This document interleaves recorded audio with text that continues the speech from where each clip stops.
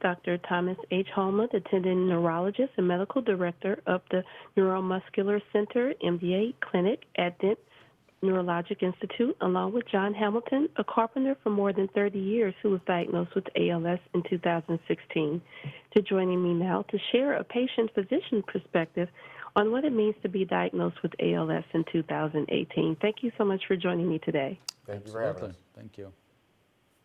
Now, doctor, tell us, what is ALS and how does the disease affect its patients?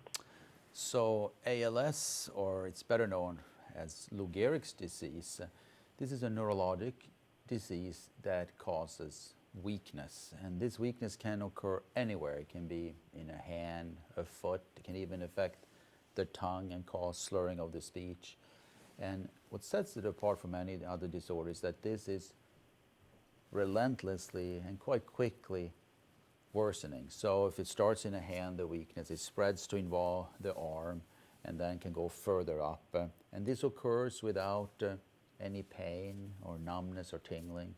So the hallmark for ALS, or Lou Gehrig's disease, is weakness that progresses quickly. And the sadness with this disease is that for many patients, they don't survive more than 3 to 5 years with this condition. Now, doctor, can you tell us what physical function loss that you normally see with ALS patients and how it affects their lives overall? So you have to think about this. So it causes weakness. So wherever the weakness starts, that's where the patient's going to have most trouble. And John is going to tell you more how it started for him. So if it starts in the legs, it can make it harder to walk and falls. And if it's in the hand, harder to hold on to objects to eat and write. And if it's up here, not only slurred speech, but difficulty swallowing. And this has a tremendous impact on the quality of life of a patient.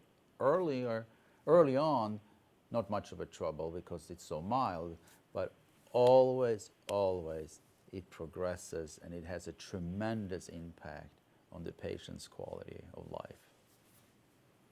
So speaking of patient impact, John, share with us your story about being diagnosed and living with ALS.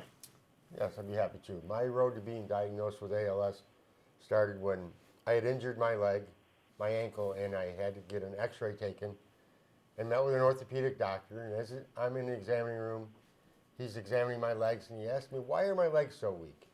And I told him that I'd worked as a carpenter for over 30 years doing heavy construction. I just thought my legs were getting tired and getting worn out. Well, he had me get up and walk for him, and as he's watching me walk, he said, I need to get you in to see a neurologist as soon as possible. I don't know if you have some nerve damage in your neck or in your low back that's creating a pinched nerve that's creating any nerve damage in your legs. So that was my start of my road to being diagnosed.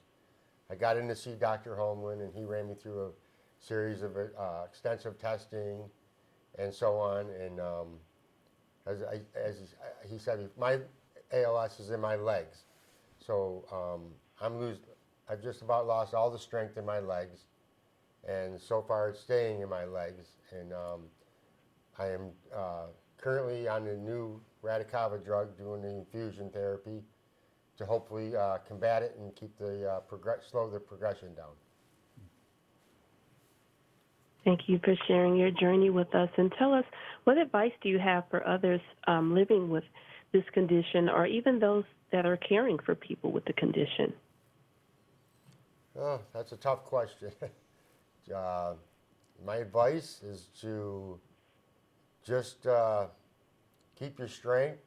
Try to surround yourself with a good support group to keep your mental strength up and your physical strength.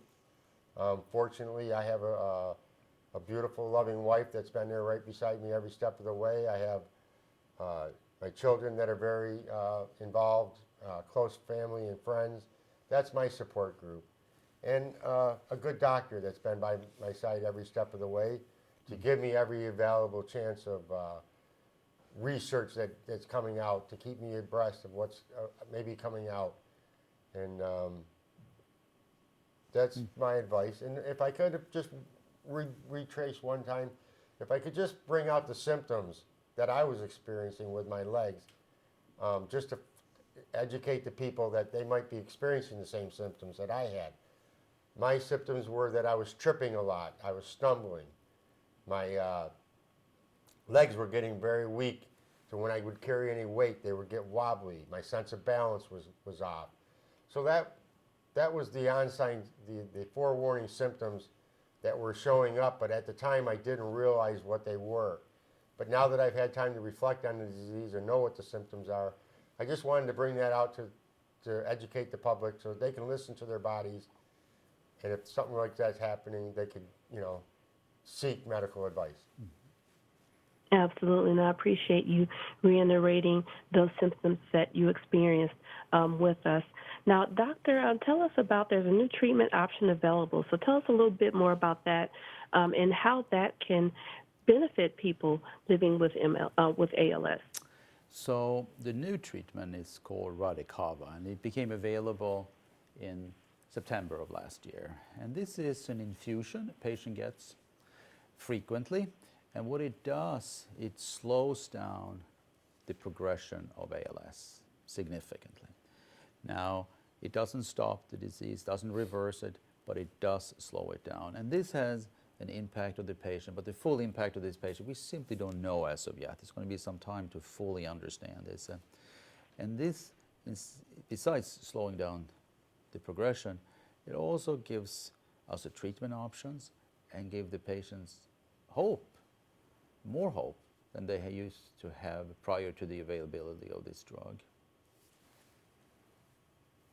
Thank you so much for that information. And tell us, where should people go for additional information about the treatment option that you shared with us today, as well as additional information about ALS? Yeah. So for the drug Radicava, the best is to go to a website, www.radicava.com, that explains about the drug and even have videos, etc., that explains it. And there's a phone number there to call, and a live person from the drug company can explain about the drug if it's indicated for them, and so forth. It's of course important to talk to your healthcare provider, your doctor, about this. And then if you want to know about ALS, there are two organizations in this country that is devoting time and effort and resources for this, and that is MDA, the Muscular Dystrophy Association, and the ALS Association. And both have great websites that explains the disease, what to expect, not to expect, what can and can't be done. And that's probably the best way to gain more information about ALS. Wonderful. Thank you so much.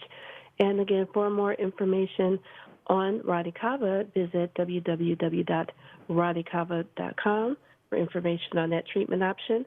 For more information on ALS, you can visit the Muscular Dystrophy Association website as well as the ALS Association website. Thank you so much for joining me today. It's been a pleasure, and best of luck to you, John. Thank you.